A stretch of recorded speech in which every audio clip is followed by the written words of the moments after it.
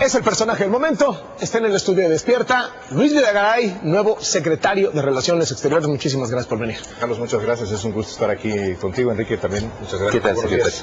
¿Quién quiere regresar a un gobierno así?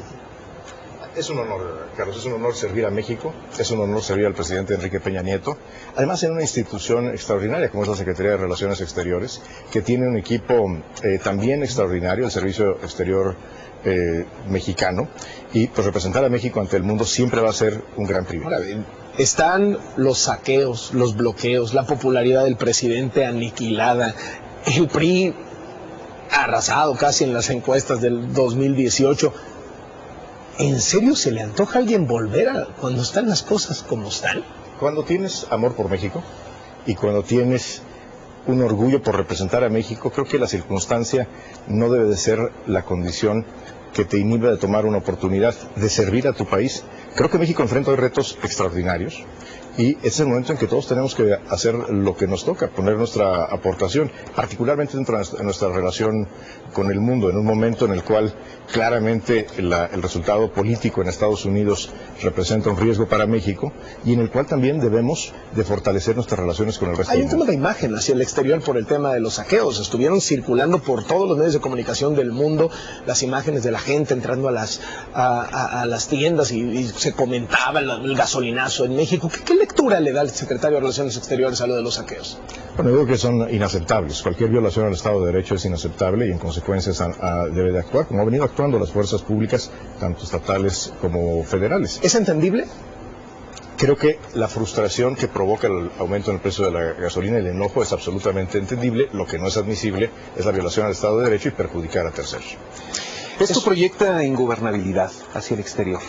Pero no hay ingobernabilidad en México. Eso creo que sin duda tenemos brotes de frustración, de enojo y algunos abusivos que han aprovechado el momento y que están muchos de ellos ya enfrentando las consecuencias de sus actos. Pero México es un país de instituciones, es un país que está creciendo, es un país que está funcionando a pesar de los enormes retos que tenemos. ¿Hay genuino descontento o es mano negra?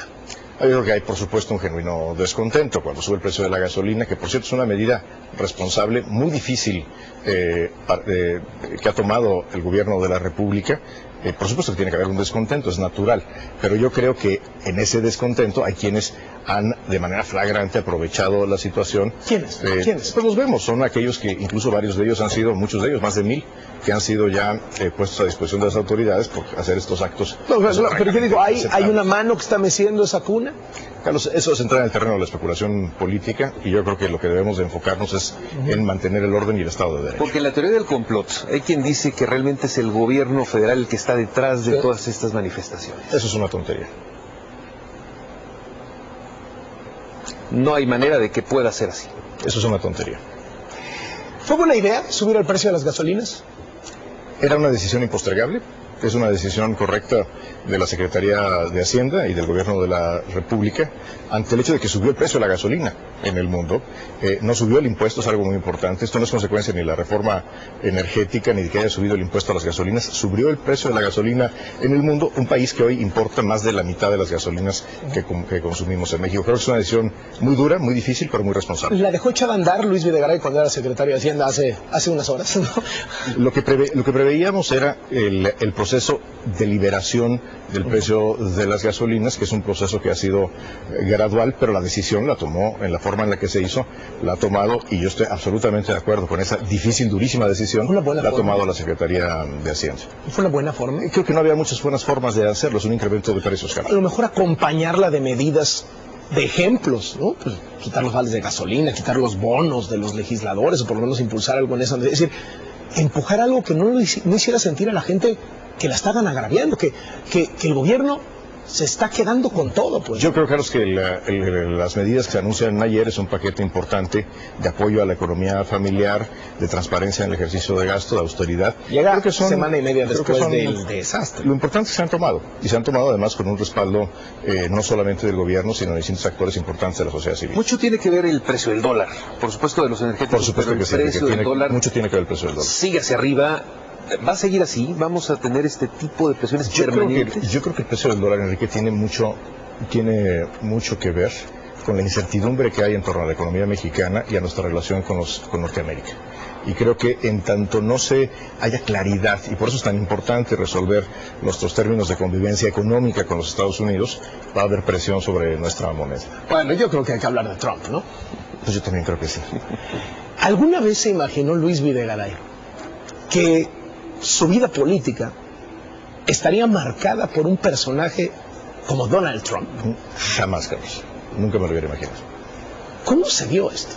No, recordemos el año pasado, teníamos a un candidato que ya era el candidato republicano después de un proceso de selección de candidato en el que había tenido unas muestras francamente negativas, opiniones muy negativas hacia México y hacia los mexicanos, algunas de ellas absolutamente inadmisibles, pero en el momento en que era candidato a la presidencia es un hecho que existía un riesgo relevante de no tener un puente, de no tener un acercamiento, una comunicación, como siempre se hace. El gobierno de México siempre históricamente ha tenido comunicación con los candidatos republicanos y demócratas. Y en este caso México no la tenía, se buscó el acercamiento, le tocó jugar un papel relevante en ello, creo que eso es público y notorio. Y por lo tanto derivó en establecer esos puentes, esa comunicación, que sin duda hoy son un activo para la redefinición de los términos de convivencia con Estados Unidos. ¿Lo volvería a hacer? ¿Volvería a invitar a Trump? Sí, en principio sí, pero de manera diferente. Es un hecho que la visita cometimos algunos errores muy importantes, creo que se dio de manera muy precipitada, pero en el fondo lo importante que era, hay un señor que puede ser presidente de Estados Unidos, que tiene una opinión profundamente negativa de México, debemos acercarnos, debemos dialogar, debemos dar una visión distinta de México, eso por supuesto que lo volvería a hacer. Las condiciones particulares en que se dieron la visita, creo que podríamos haberlo hecho mucho mejor. A ver, vamos un poquillo a ese asunto.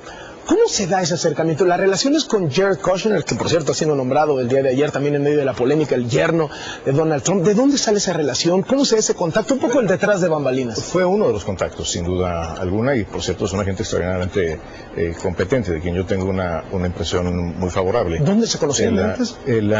Nos conocemos a través del mundo de las finanzas. Son diversas relaciones en Wall Street propias de un secretario de Hacienda, pues son parte de la chamba del secretario de Hacienda es tener ese tipo de relaciones, y es a través de personajes importantes del mundo financiero internacional que conozco yo a algunos de los integrantes del equipo, de lo que hoy por cierto es el equipo de transición del presidente electo. Y entonces, dicen, ¿cómo le plantea Luis Videgaray al presidente Peña Nieto? Y vamos a invitarlo, déjame yo hablo con ellos, tengo este puente que es el yerno, a ver si jala.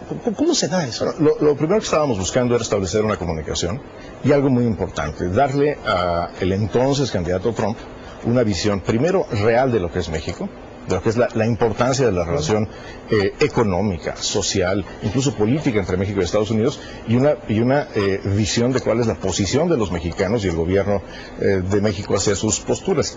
Y eso nos llevó a una serie de conversaciones que a la postre derivó en las invitaciones a ambos candidatos, porque se invitaron simultáneamente a la candidata Clinton y al candidato Trump. ¿Y qué? ¿Respondió Trump rápido? ¿Cómo es? Trump respondió muy rápido. ¿Qué tan rápido? Muy rápido. En cuestión de unas horas, a partir de que la Secretaría de Relaciones Exteriores envió la carta. Ya sabía el equipo de Trump que lo iban a invitar, no responden tan rápido a cosas así, ¿no? Era solamente una posibilidad, la invitación se hizo simultáneamente a los o sea, ellos seguramente ya tenían tomada la decisión, pues si llega la invitación, nos lanzamos. No lo sé, pues habría que preguntárselos a ellos. Pero es un hecho que respondieron muy rápido. El otro equipo no respondió con la misma celeridad. Semanas después dijo que no asistirían a México. Pero hoy lo que es un hecho es que esa visita que generó ese rechazo tan importante en México, e insisto, cometimos errores importantes en cómo se manejó la visita. ¿Cuáles fueron los errores? ¿Qué fue Entonces, un poco lo que defiende Luis Videgaray es invitar a Trump no fue un error, lo volvería a hacer. Sin duda, claro. Y eso es un activo importantísimo. Gracias a ese diálogo que hubo entre el presidente de México y el presidente electo, hoy tenemos bases para definir de una manera constructiva para México nuestra relación económica con Estados Unidos. Ahora, hay quien dice, por contrario, hombre, la visita a México, cuando Trump estaba aniquilado, le dio oxígeno, y miren a dónde llegó. Si México, eso francamente es una hipótesis risible, la he visto en varios lados. Si México tiene capacidad de elegir de influir así en la elección de Estados Unidos. Creo que todos los mexicanos subestimamos la importancia de México. No la tiene ni Putin. Yo creo que es un análisis muy basado en la emocionalidad del momento, que fue muy fuerte, fue muy negativa. No la vieron venir. Yo en lo personal imaginaba que iba a haber un rechazo muy importante a la presencia de Donald Trump, pero lo que creo que no imaginábamos era el rechazo a la forma en que se da la visita. Insisto, yo creo que fue una decisión correcta, que fue ejecutada de manera muy precipitada y por lo tanto no salió como hubiéramos querido. Pero a la postre, una cosa, Carlos, que es importante, Enrique, a la postre, esa conversación que hubo entre el presidente de México y el hoy presidente electo de Estados Unidos, sin duda nos da un marco de referencia y establece un precedente positivo, es decir, es algo bueno tenerlo ahora que el señor Trump ha sido electo presidente de Estados Unidos. Sí, pero en unos días va a ser presidente. A los 15 minutos de que salieron de la conversación se empezaron a agarrar a tuitazos. Eso fue parte de lo que debimos de haber acordado con ellos, a ver, con mayor precisión. ¿Qué sí se acordó? Un tema en el que quedó claro desde el principio es que teníamos un profundo desacuerdo respecto al muro y mucho más quién pagaría por el muro. Se los dijimos desde el principio que no solamente por una razón económica, por un tema de dignidad y de soberanía, México no pagaría nunca por una cosa así. Era tan amplio el desacuerdo que lo que se dijo, bueno, concentremos entonces la conversación entre el candidato y el presidente en temas en los cuales podamos construir algo positivo, acordando que de ese tema no hablaremos porque la diferencia es muy grande. Sí, pero el acuerdo fue, cuando se vean Peña Nieto y Trump, no van a hablar del muro. ¿Por qué? Pero por una razón, porque la posición es irreconciliable. Porque ahí, la reunión duraría una hora, pasarnos una hora discutiendo algo en lo que sabemos que nuestra posición es inflexible, por dignidad, por soberanía, pues sería un desperdicio el dedicar ese tiempo a un tema en el cual no teníamos manera de llegar a un acuerdo. ¿Y así sucedió? O sea, ya que se dieron los dos, ¿no hablaron del muro? El presidente al empezar la conversación le dijo, candidato, bienvenido, y de las primeras cosas que le dijo fue, como hemos acordado no hablar del muro porque usted sabe que no lo vamos a pagar. Y entonces procedimos a la conversación que se dio en términos bastante constructivos sobre la relación económica, la relación comercial, la relación de América Latina de América del Norte, América Latina con el resto del mundo, los retos que tenemos comunes, la importancia de la comunidad mexicana en los Estados Unidos. Ese fue uno de los temas más importantes en la conversación. Literalmente al muro le dedicaron 15 segundos. Porque se le dedicaron horas y horas antes y donde se acordó que la diferencia era tan grande que no íbamos a hablar de eso. Y entonces cuando el presidente Peña Nieto dice, por supuesto que le dije que no vamos a pagar, eso es absolutamente cierto. Termina la reunión, salen a la conferencia de prensa y no hablan del tema del muro. O sea, en los mensajes que dan los dos, Trump y Peña Nieto, no hablan del muro. Así es. Y entonces ahí empieza a generarse un, ¿y el muro qué? Porque era literalmente, pues el muro en medio de los dos. Yo creo que cuando se había acordado que no habría en ese momento preguntas, algún reportero de la prensa estadounidense les pregunta, ¿qué va a pasar con el muro? ¿Quién va a pagar por el muro? Y el entonces candidato, hoy presidente electo, dice correctamente, de ese tema no hablamos. Porque se había acordado no hablar, porque de ese tema no hay manera que nos pongamos de acuerdo. Y después el presidente tuitea y dice, yo le dije al candidato, entonces candidato Trump, que no pagaríamos por el muro. Los dos dijeron la verdad. Los dos estaban diciendo algo correcto. Pero ese manejo en un momento de tal rechazo social, de tal indignación en México, causó una crisis profunda. ¿No supo el presidente Peña Nieto aguantar la presión, ya que había tomado la decisión de recibir a Trump? Yo creo que ante un cuestionamiento generalizado, una irritación, una indignación, el presidente dijo lo que había sucedido. Y fue absolutamente verosímil cuando lo puso en un tuit, después de la entrevista aquí en Televisa con Denise Merker. Fue muy claro, el presidente describió lo que había ocurrido. Hay una entrevista que da ese día por la tarde Rudy Giuliani, venía en el equipo de campaña, en el que describe exactamente lo que ocurrió. Tal como lo describió Giuliani, así fue. ¿Qué fue lo que dijo Giuliani? Lo que te acabo de platicar. Sí, porque Giuliani termina aceptando que el presidente Peña Nieto sí le mencionó. Porque fue tal cual, fue así. Una cosa breve, una referencia. Fue así. Pero el objetivo era de esa reunión era presentarle una postura clara de México al candidato Trump, establecer el principio de lo que pudiera ser más adelante. O sea, todo lo descompuso una pregunta de la prensa. No, yo creo que la prensa estaba haciendo su chamba. Bueno, desde luego. Por supuesto que estaba haciendo su chamba. Pero a ustedes les descompuso el asunto. Yo creo que era un tema extraordinariamente complejo, en el cual, por lo precipitado que fueron las cosas, no se planeó, no se acordó con la suficiente serenidad. Ese fue el error fundamental, de lo que insisto, en el concepto, en lo fundamental, era por supuesto que era una buena idea establecer una relación con el candidato. Este complicado episodio de la visita de Trump al final le cuesta el puesto al secretario de Hacienda. Yo presenté mi renuncia. Al presidente. ¿Cómo se da esa conversación entre dos amigos, entre Enrique Peña Nieto y Luis Videgaray? Fue una conversación muy franca, fue una conversación larga, en la que yo consideré que por congruencia tenía que presentarle la renuncia al presidente, asumiendo mi responsabilidad política sobre el hecho. Y segundo, porque estábamos a unos días de presentar el paquete económico, un paquete económico extraordinariamente complejo, Enrique lo sabe muy bien, con un recorte muy importante al gasto público, con algunas medidas complejas, incluyendo lo que serían las reglas para los precios de gasolinas en 2017, y consideré que el tema de la visita del candidato republicano iba a ser, y mi participación, mi involucramiento no iba a ser una distracción de tal tamaño que hubiera contaminado todo el proceso de aprobación del paquete económico. Por lo tanto, me pareció que era un acto de congruencia, era un acto de lealtad al presidente presentar mi renuncia. Así lo hice, el presidente la aceptó y me separé del cargo. ¿Fue duro? Claro que fue duro. ¿El momento más difícil en la vida de Luis Videgaray? No lo sé, porque también fue un momento en el que recibí enormes muestras de afecto, primero de mi familia, de mi esposa, de mis hijos, de mis amigos, y eso fue algo extraordinariamente reconfortante, y sin duda el recuerdo emocional que tengo de ese momento está más centrado en eso, pero claro que por supuesto presentar la renuncia a tu trabajo, y particularmente cuando es un trabajo fascinante como es la Secretaría de Hacienda, claro que fue difícil, no fue un momento fácil. Tenía Luis Videgaray en ese momento un enorme poder, o sea, era el funcionario considerado por todos el más cercano, el gran asesor, el hombre de mayor poder en el gabinete. Todo eso era irrelevante, Carlos. Había una responsabilidad política que asumir, y yo asumí mi responsabilidad, y el presidente creo que tomó la decisión correcta aceptando mi renuncia. Era un acto de congruencia. Hoy nos dice Luis Videgaray, sí, fue mi idea invitar a Trump y lo volveré a hacer. La decisión la toma el presidente de la República, pero yo le volvería a aconsejar sí haberlo invitado, pero haberlo hecho con mucho mayor preparación y sin la precipitación que tuvimos. Había temas que era importante aclarar, había que planearlo mejor, eso sin duda lo hubiéramos hecho, pero el acto fundamental, la decisión de establecer una comunicación con el candidato republicano, esa por supuesto que sí, creo que fue de fondo una idea constructiva. Y vinieron luego los tweets de Trump, abrazando a Luis Videgaray, diciendo se va un hombre brillante, un gran secretario, qué pena que se va. Fue extraordinariamente amable el presidente electo, y yo siempre le voy a estar agradecido por esos gestos de amabilidad, pero eso está en el pasado. Hoy lo que nos corresponde es actuar con pleno ejercicio de nuestra soberanía en lo que será una negociación sin duda compleja.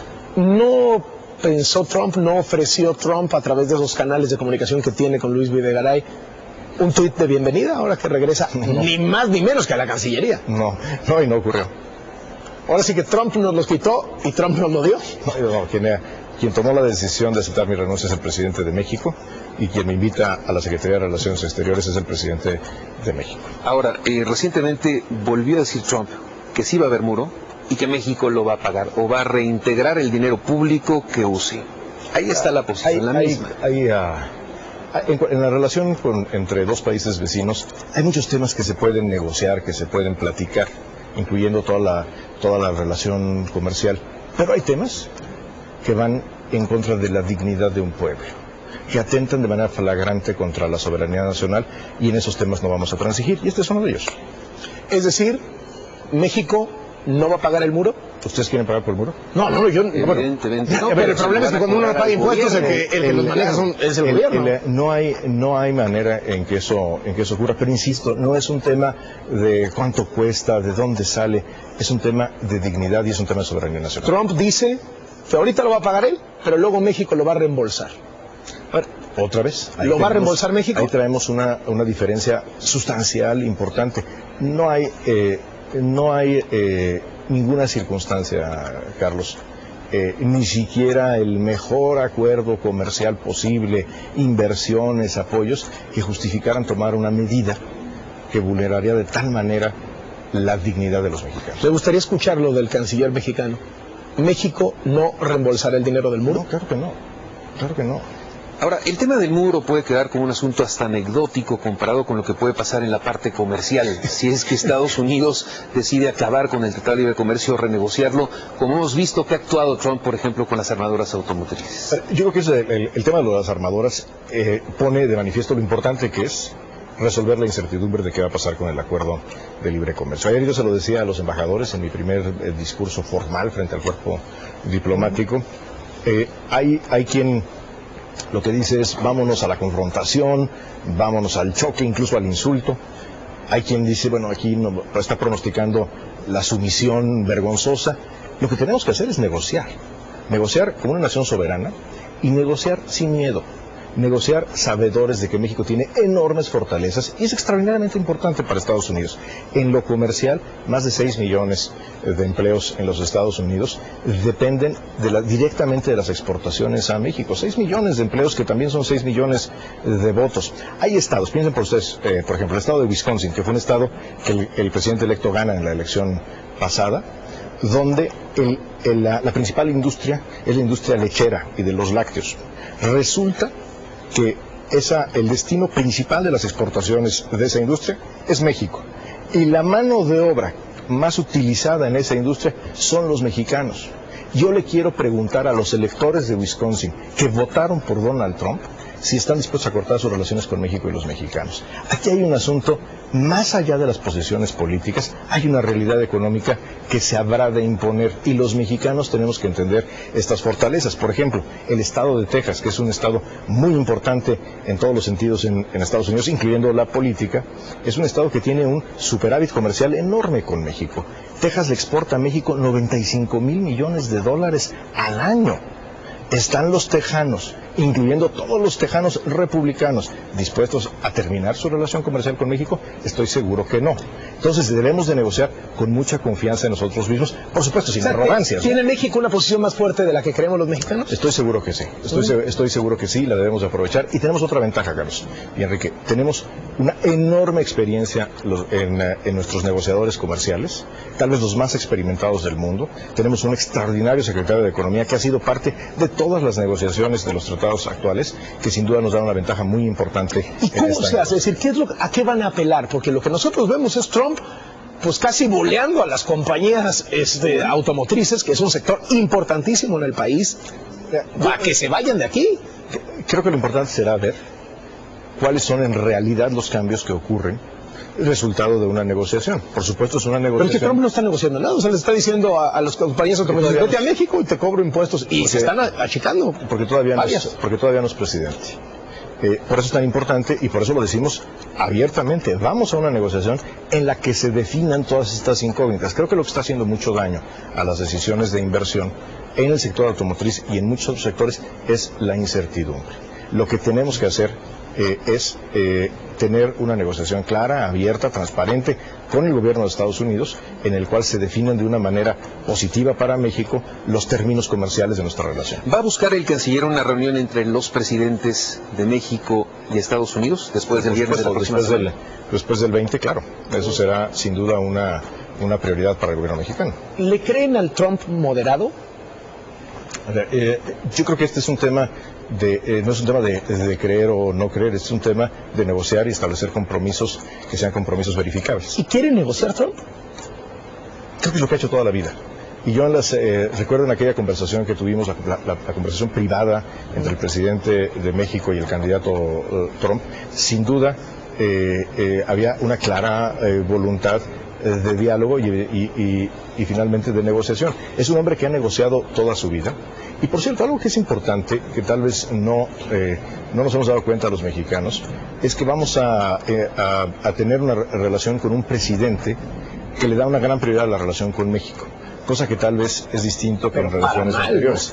Por la razón que sea, hoy México está en el centro de atención y es una oportunidad para que desde el primer día de la administración entremos en un diálogo para resolver estas incertidumbres en el interés de los mexicanos. ¿Se esperaba, Luis Videgaray, que ganara Donald Trump? Era una posibilidad. No, la mañana del 8 de era una noviembre. posibilidad. La mañana del 8 de noviembre, el día de la elección. Si el vecino de Luis Videgaray le hubiera dicho, oye Luis, vamos a meterle una lana, ¿quién va a ganar hoy la elección en Estados Unidos? Pues yo creo que hubiera ido con los momios de las encuestas, ¿no? Que le daban una probabilidad, pues no sé, del 30 a 20% de ganar la elección. Creo que parte del error es que las encuestas estaban midiendo el voto popular, que efectivamente lo ganó la candidata Clinton, pero este complejo sistema del colegio electoral permitió que el candidato Trump ganara en algunos estados tradicionalmente demócratas, estados como Pensilvania, estados como Michigan, Ohio, que ha sido un estado de estos ¿La veía venir Luis Videgaray? La verdad es que el mapa se configuró de una manera muy particular a partir del discurso en el que el candidato Trump apelaba a los trabajadores, particularmente los manufactureros, que eran una base tradicional del Partido Demócrata. Entonces, hace el candidato Trump una estrategia muy enfocada, digamos, en tiros de precisión a la base demócrata tradicional. Y por lo tanto, creo yo que las encuestas las encuestas que medían el voto a nivel nacional, no podían pronosticar este resultado. Yo creía que esto era, como todos, pues que era una probabilidad menor del 50% el que ganara el candidato republicano. Cuando gana Donald Trump, cuando la madrugada del 9 de noviembre, pues ya se anuncia oficialmente, gana Donald Trump, Luis Videgaray dijo, ya volví. No, para nada. No, para nada. Lo que pensé es que México tenía que adaptarse de manera muy rápida a una situación que cambió. Lo que no podemos hacer es como si no hubiera pasado nada. Desde el punto de vista comercial, nuestro principal cliente, al que le vendemos el 80% de nuestras exportaciones, más de 300,000 millones de dólares al año, es algo esencial para nuestra economía, claramente está insatisfecho con los términos del acuerdo. Eso es una realidad. El acuerdo, dada esta realidad, tiene que ser revisado. Lo que México ¿Está muerto el TLC? En ese momento, no, claro que no. No, por supuesto que no. Pero creo que debemos estar abiertos a renegociar algunos elementos del TLC en favor de México. ¿Sí se fue Luis Videgaray? ¿O durante estos meses que no tuvo un cargo público, ahí siguió? No, me fui, le dediqué mucho tiempo a mi familia, a mi esposa. Después de tantos años en la vida pública, son chambas muy demandantes y muy difíciles para la familia. Realmente a lo que me dediqué fue a mis hijos, a mi familia, y fueron meses muy importantes en mi vida personal. ¿Estuvo fuera de las cercanías del presidente? Tuve oportunidad de platicar con el presidente un par de ocasiones durante los meses que estuve fuera. Que fueron 4, ¿no? Pero fueron nada más. En total, pues, 4 meses. ¿Qué con el resto del mundo?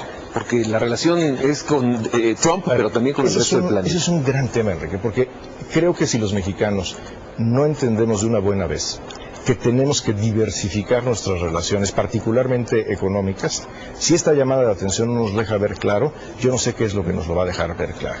Por eso ayer que hablaba yo con el cuerpo diplomático les decía, este tiene que ser el año en que tengamos más misiones comerciales, más visitas de empresarios, como nunca lo hemos hecho en Asia, o sea, con más intensidad de lo que hemos hecho en Asia, en Europa y por supuesto en América Latina.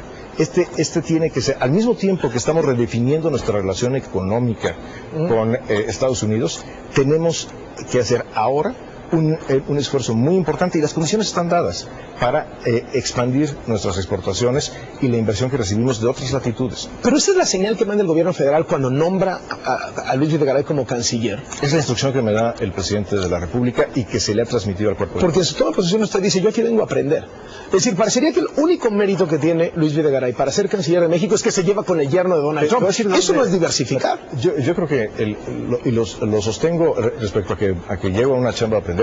Primero, yo no conozco a nadie que cuando llegue a una nueva chamba no llegue a aprender. Quien diga que no aprende en su chamba está perdiendo el tiempo. Pero esa frase yo recuerdo una reflexión de un hombre a quien admiré mucho y quien tuve una relación afortunadamente cercana con él, que fue don Fernando Solán, que ocupó varios cargos, entre ellos la Cancillería. Fue más de 5 años canciller de México. Y él, cuando llegó a la Cancillería, dijo que él llegaba a ese trabajo tan importante, tan honroso, con 3 objetivos. El primero, de encontrar un trabajo estimulante. El segundo, un trabajo en el que le fuera útil a México. Y tercero, un trabajo donde aprendiera. Y yo creo que si Fernando Solán y otros muchos cancilleres que no tenían una carrera diplomática previa fueron exitosos, si uno llega con una actitud de humildad, sin pretender saberlo todo, queriendo hacer equipo y aprendiendo del extraordinario servicio exterior mexicano, de los hombres y mujeres que le han dado su vida a representar a México en el mundo, uno tiene una mejor oportunidad de hacer bien su trabajo. Y por supuesto, yo quiero aprender, particularmente quiero aprender, y mucho, de los miembros del Servicio Exterior Mexicano, de los embajadores, de los cónsules, de todo ese extraordinario equipo, 4.200 personas que somos en la Secretaría de Relaciones Exteriores, que literalmente le ha dado su vida a México y al honor de representar a México en el exterior. Es un equipo extraordinario que todos los días demuestra un profundo amor a su país. ¿Lo felicitó Donald Trump por su llegada? No. ¿Y Jared Kushner? Sí. ¿Qué le dijo, si se puede saber? Pues muchas felicidades. Nos estaremos viendo, estaremos trabajando. ¿Me llamo? ¿Me llamo? ¿Quedaron en algo? Sí, por supuesto, una vez que tome posesión el presidente electo, tener contacto de manera inmediata. También hay que esperar la ratificación de los funcionarios. Por ejemplo, el secretario de Estado, que es el secretario de Relaciones Exteriores de Estados Unidos, todavía no ha sido confirmado por el Senado de la República allá. Pues tenemos que esperar eso. ¿Va la toma de posesión de Trump? No, la tradición es que quien asiste a las tomas de posesión de los presidentes de Estados Unidos es el embajador. Y así ha sido en las últimas décadas y así será en esta ocasión. De hecho, la invitación al embajador llegó ya en diciembre. Hubo quien dijo, el de Luis Videgaray fue el primer nombramiento de Trump en el gabinete de Enrique Peña Nieto. A mí me nombró el presidente de México. Sirvo a México y al presidente de México. Y de fondo hay quien dice, lo peligroso es que se está centrando la relación binacional en una relación personal, la de Luis Videgaray con el equipo de transición del equipo de Donald Trump. Eso es un antecedente que a la postre se convierte en una anécdota. La relación es institucional y la relación tiene que establecerse entre instituciones, con el Departamento de Estado, con el Departamento de Seguridad Fronteriza, el Departamento de Homeland Security, que es enormemente importante, con el Departamento de Comercio, y habrán de participar no solamente la Secretaría de Relaciones Exteriores o el Secretario de Relaciones Exteriores, sino las instituciones del gobierno mexicano, como siempre ha sido y como debe de ser. ¿Luis Videgaray puede hacer que se calme el peso?